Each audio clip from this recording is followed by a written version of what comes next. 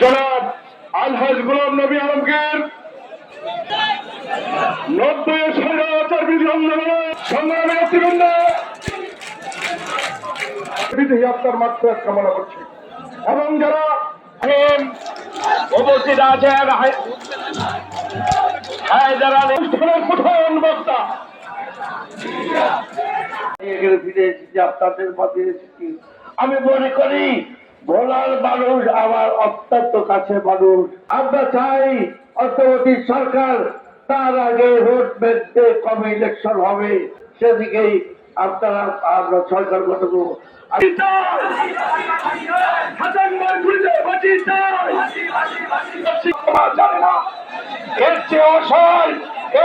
সামনে রেখে তাদের দীর্ঘদিনের সংগ্রামকে আমরা সম্পন্ন করেছি, নিষ্পন্ন করেছি।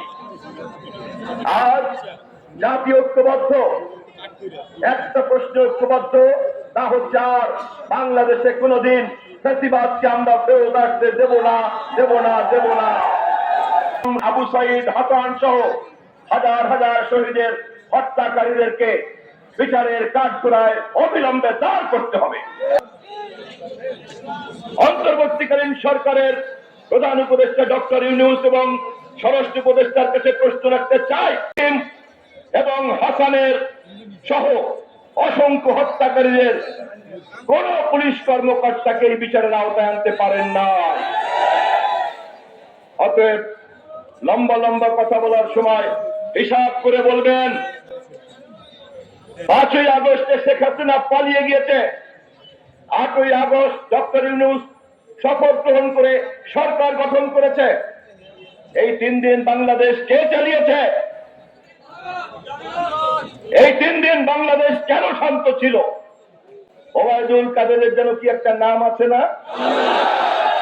ও বলেছিল না যে আওয়ামী লীগের পতন হলে পরে দেশে 10 লক্ষ লোক মারা যাবে। আমরা আপনাদেরকে সাক্ষী রেখে বিশ্ববাসীকে জানিয়ে দিতে চাই, 5 তারিখ থেকে 8 তারিখে সরকার ছিল না, কিন্তু দেশনেত্রী বেগম খালেদা জিয়ার পরামর্শে, নির্দেশে, তারেক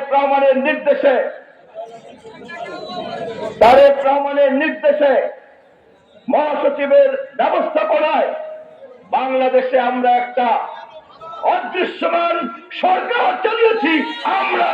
আমরা অবাধ নির্বাচনের জন্য যেই জরুরি সংস্কার তা করতে এত কেন দেরি হচ্ছে? কেবলমাত্র সংস্কারের প্রজ্ঞাপন জারি করা ছাড়া আর তো কোনো কাজ বাকি থাকে না।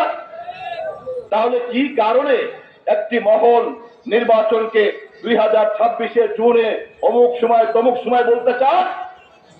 যারা অপ্রয়োজনে সময় ক্ষেপণ করতে চান তারা জনগণকে রাষ্ট্রের মালিকানা থেকে দূরে রাখতে চায়।